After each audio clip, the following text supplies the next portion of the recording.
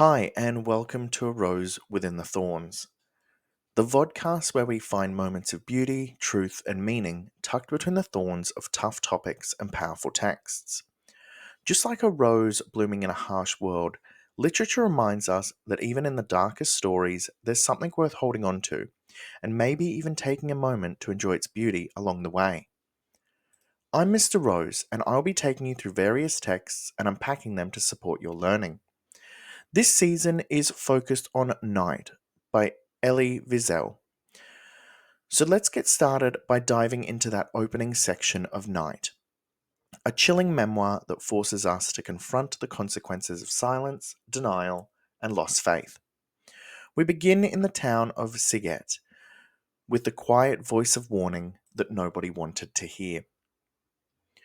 It's 1941, and in the small Transylvanian town of Siget, located within Romania and just near the border of Ukraine, a devout 12-year-old boy named Eliezer immerses himself in Jewish study.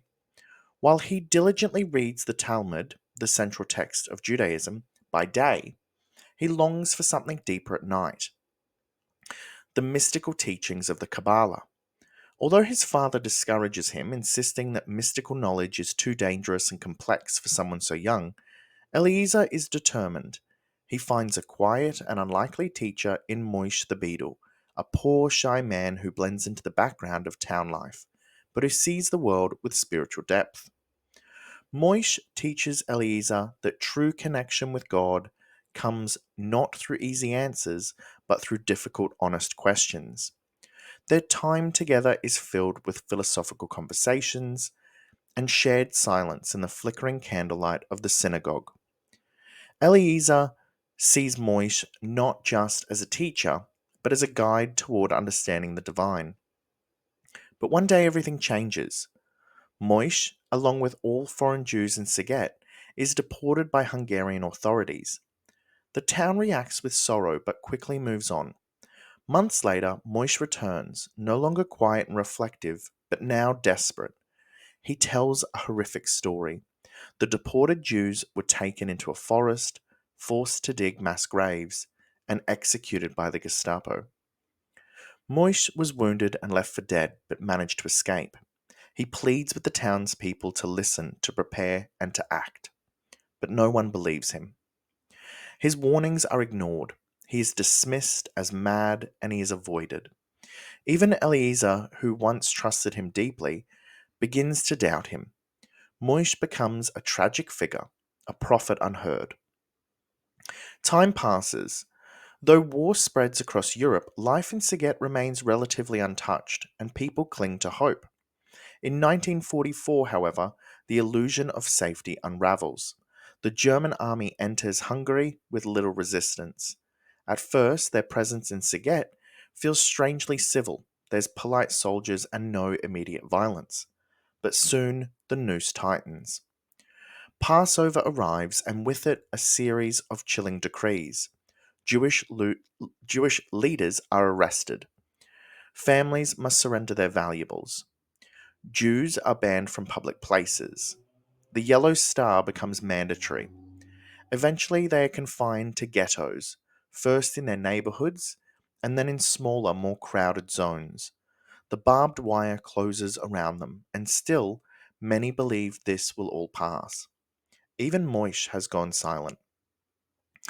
As this section ends, Eliezer and his community receive word that the ghetto will be liquidated.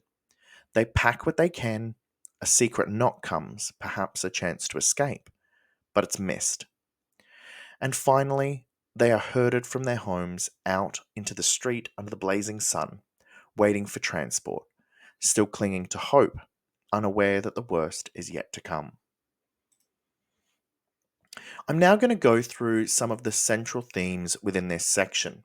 The sub-themes I'm focusing on is that of the danger of denial, the loss of innocence and faith, and lastly, the unfinished story of tradition. So when we're looking at the danger of denial, Moish the Beadle returns to Siget after escaping a Nazi massacre, pleading with the townspeople to believe him and prepare. But his testimony is rejected, not because it lacks detail, but because it's too painful to accept. The people of Siget, like so many others during this time, cling to hopeful illusions. They believe in rational explanations and dismiss Moishe's cries as madness or exaggeration. Wiesel uses this collective denial to highlight a disturbing truth about human nature. When faced with the unimaginable, we often choose inaction and disbelief over confrontation. The townspeople aren't evil, they're frightened, and they're unable to process the reality before them. This delay in action is fatal. This theme urges readers to reflect on the consequences of ignoring warning signs, whether in history, politics, or even personal life. Wiesel shows that evil doesn't always arrive with fanfare.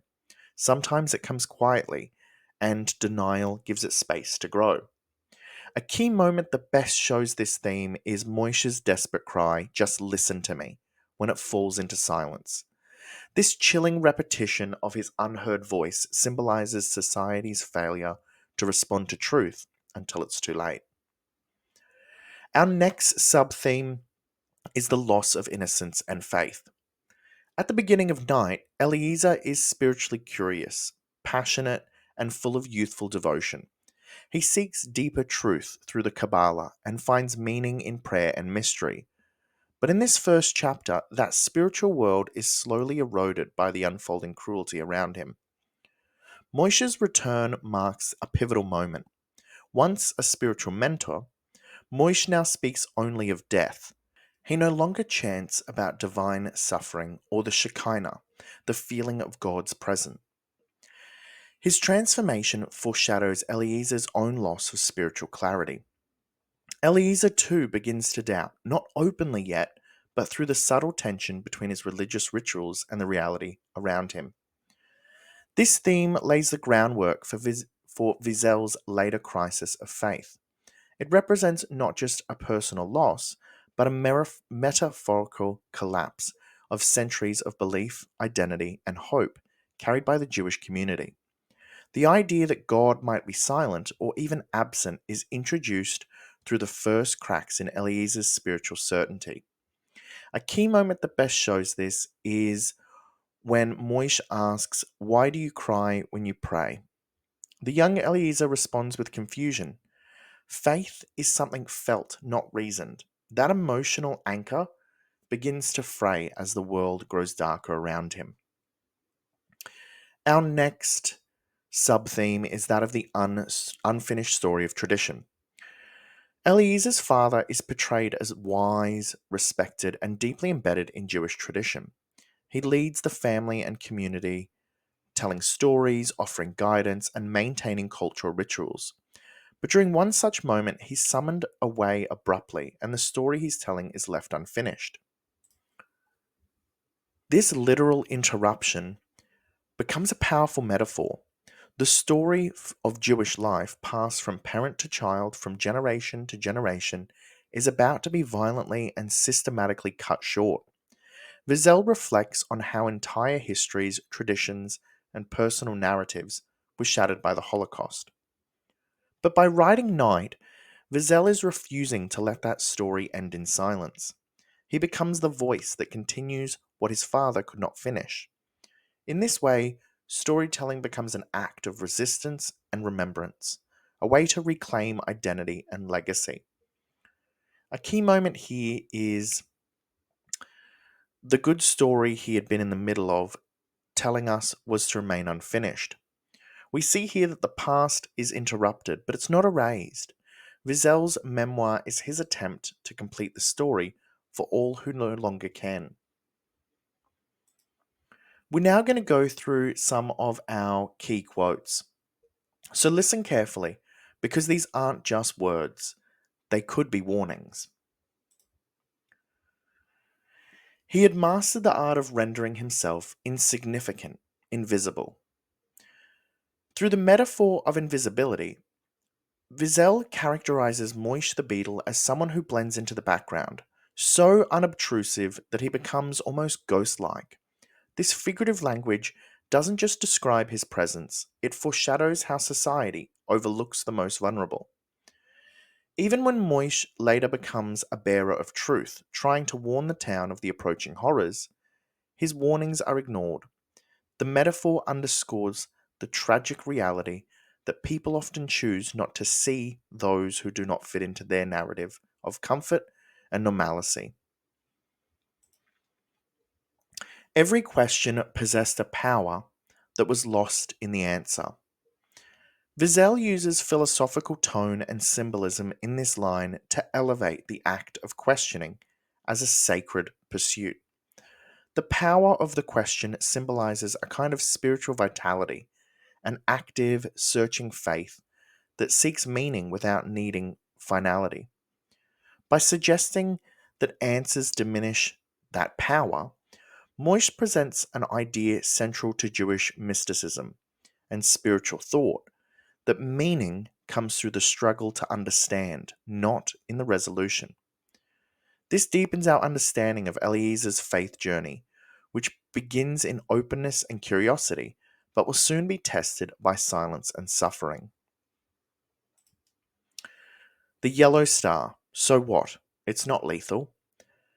This quote is dripping with irony, made more devastating by Wiesel's later interjection, "Poor father, of what did you die?" The father's dismissal of the yellow star as harmless tragically foreshadowing his fate. The star symbolizes the star, a symbol meant to segregate and dehumanize, becomes a precursor to extermination. Wiesel's use of dramatic irony here allows the reader to see what the characters cannot, the danger that they are walking into, heightening our sense of dread and helplessness.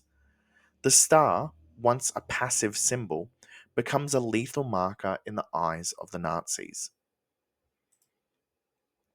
The ghetto was ruled by neither German nor Jew. It was ruled by delusion. In this line, Wiesel personifies delusion as a ruler, giving it agency and authority over the people of Siget.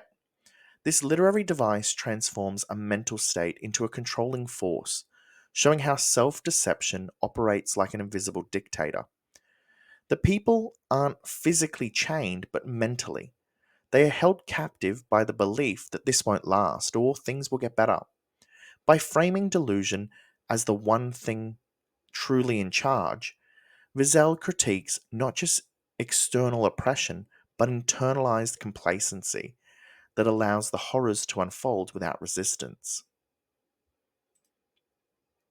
They passed me by like beaten dogs, with never a glance in my direction. The simile, like beaten dogs, vividly conveys the total dehumanization and despair of the Jewish people as they marched out of the ghetto. Comparing them to abused animals strips them of their dignity and agency, showing how they have been psychologically broken before even reaching camps. The absence of eye contact, never a glance, emphasizes their shame and resignation. Wiesel's use of this simile evokes both pity and horror, showing how systematic oppression reduces human beings to shadows of themselves, shuffling silently towards the unknown. I now want to go through some reflective questions. I would strongly recommend having a go answering these questions before I go through my own example response. So, firstly, why do you think the people of Siget refuse to believe Moishe's warning? And can we relate this to real world moments of denial? The people of Siget ignore Moishe's warning because his story is too grotesque to be real. He speaks of mass graves, babies used for target practice, and methodical execution by the Gestapo, events that defy their understanding of humanity. Wiesel constructs this moment as a tragic failure of collective imagination. The townspeople don't deny Moish out of malice, they do so because his truth doesn't fit within the safety of their existing worldview. Wiesel's intent here is to examine the psychology of inaction by showing that the Holocaust didn't begin with the death camps, but with the quiet dismissal of uncomfortable truths. He holds a mirror up to societies that choose comfort over confrontation. This theme resonates beyond the Holocaust, connecting to contemporary examples like the global response to genocide warnings, climate change, or even systemic inequality. Denial isn't just disbelief, it's a choice not to act, and Wiesel warns us of its deadly consequences. Our second question: how does Wiesel show that silence and disbelief can be just as deadly as violence? Wiesel constructs a haunting metaphor through Moishe's unheeded cries, a prophet returned from the dead, ignored by his own people. When Moishe shouts, "Jews, listen to me," his voice echoes with desperation, but the community falls silent. This silence becomes a character in itself, one that allows evil to operate in the shadows. Wiesel's purpose here is clear. It is to show that the violence needs silence to succeed. Moish survives a massacre, but his truth is strangled by disbelief. The real horror isn't just what the Nazis did, it's how the world allowed it to happen. Wiesel, as a witness, refuses to be silent in turn. His memoir is an act of resistance against forgetting, ignorance, and willful disbelief. Through it, he reminds us choosing not to listen can be as destructive as a bullet or gas chamber. In doing so, Wiesel reflects the importance of bearing witness, a recurring theme in Holocaust literature. His voice is not just a memory, it's a warning. Our third question: what does Elieze's early relationship with faith tell us about his character? Elieze's early spirituality is not passive, it's intensely felt, deeply emotional, and driven by a hunger for divine truth. Unlike many around him who follow rituals out of habit, Eliezer weeps during prayer and actively seeks to uncover the mysteries of the Kabbalah. His curiosity marks him as a soul in search of meaning, someone who finds identity and purpose through his faith. This relationship sets the stage for the memoir's emotional arc. Wiesel doesn't want readers to simply witness external horrors.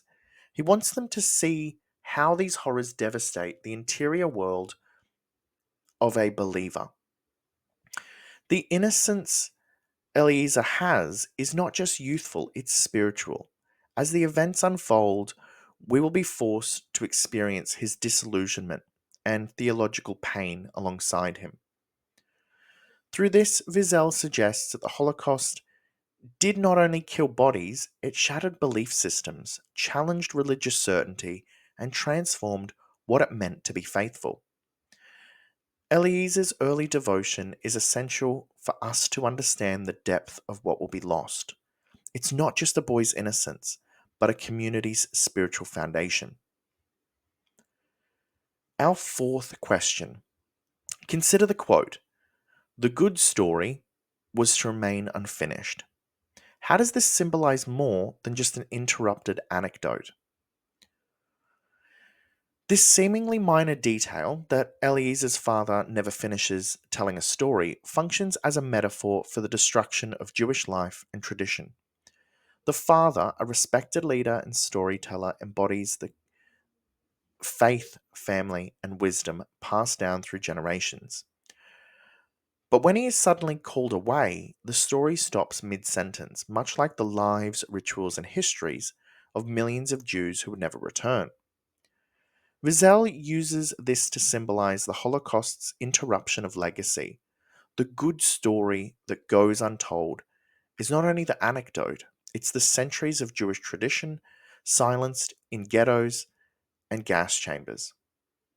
But Wiesel, as a writer and a survivor, picks up that thread. Night becomes a continuation of the story, written so that what was left unfinished is at least remembered. This is where Wiesel's role as both author and witness becomes significant. He doesn't just recount the past, he revives the voices of those who can no longer speak. The quote's quiet sadness echoes the collective grief of a culture torn apart before its story could reach its conclusion. And our last question: Why does Wiesel begin his memoir in a setting of normalcy and spiritual yearning? Wiesel opens night in a peaceful, almost perfect Saget, not to deceive us, but to help us feel what will be lost. The early scenes are filled with tradition, prayer, learning, and family, a setting full of hope, warmth, and faith. By immersing the reader in this world first, Wiesel makes the horror that follows even more devastating. This structural choice reflects his intent to humanize the victims. Holocaust narratives often focus on suffering, but Wiesel insists we remember what existed before. Eliezer and his family weren't statistics. They were people with love, dreams, rituals, and beliefs. The sudden, violent intrusion of the Nazis doesn't just destroy lives, it desecrates something sacred. By grounding the narrative in spiritual yearning, Wiesel also positions Eliezer's faith as a kind of anchor, one that we will see be tested, weakened, and perhaps lost. The contrast between the beginning and the end is not just emotional, it's theological. The reader is meant to mourn what Eliezer loses, not just in body but in soul.